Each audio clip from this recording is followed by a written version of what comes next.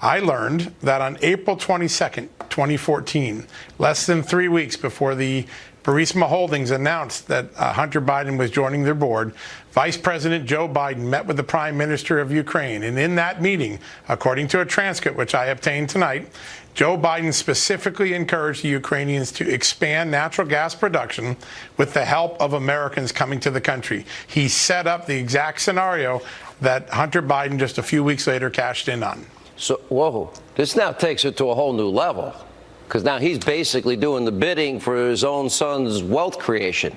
Maybe even his son would share with the father.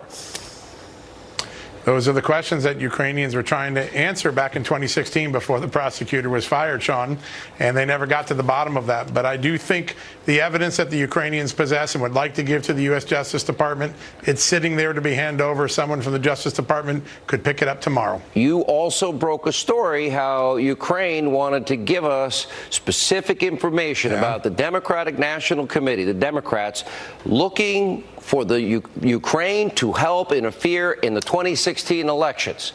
Tell us about that.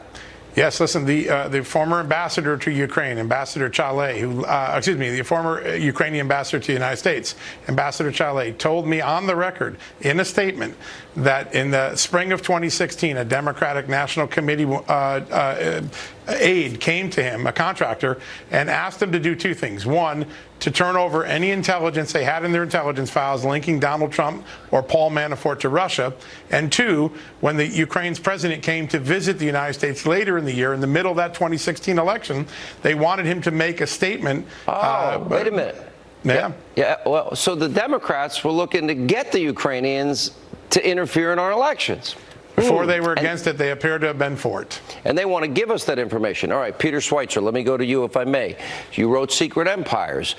Fill in the gaps here from what you've heard from John. And also, you might want to just add a little color to the story, which is Hunter Biden takes a trip to Asia with his father, and about 14 days after, he's doing a $1 billion deal in private equity, and he has no background history with China or private equity, does he?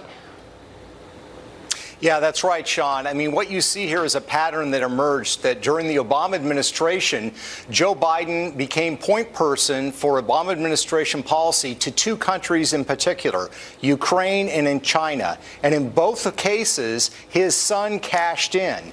Ukraine, we've talked about, he was basically getting $83,000 a month as part of his consulting fee for Burisma, this corrupt energy company. In China, he travels with his father in December of 2013 aboard Air Force Two. While his father is meeting with Chinese officials, Hunter Biden is doing we don't know what. But the evidence becomes clear because 10 days after they return to Washington, his small boutique investment firm, Rosemont Seneca, gets a $1 billion deal. That's $1 billion with a B, later expanded to $1.5 billion. And that deal is with the Chinese government. It's a deal that nobody else has in China. Goldman Sachs, Bank of America, Deutsche Bank, nobody. So you have this bizarre circumstance. 14 days after he flew with his dad on Air Force Two. And, well, yes. Can you confirm he had no prior experience with Ukraine, oil, gas, or energy? Did he have any experience with China or private equity? Because I would think Goldman Sachs or one of the big banks would probably be a better candidate. Yeah, I think they would, Sean. No background in China. His limited experience in private equity was very limited. It was a hedge fund he was involved in with his uncle, James Biden, that ended up with massive lawsuits involving allegations of fraud. So any experience he has in private equity is certainly not the type that the Chinese would have been interested in. And the bottom line here, Sean, is that in both the case of Ukraine and China, we have paper trails. This is not like the Russian dossier where somebody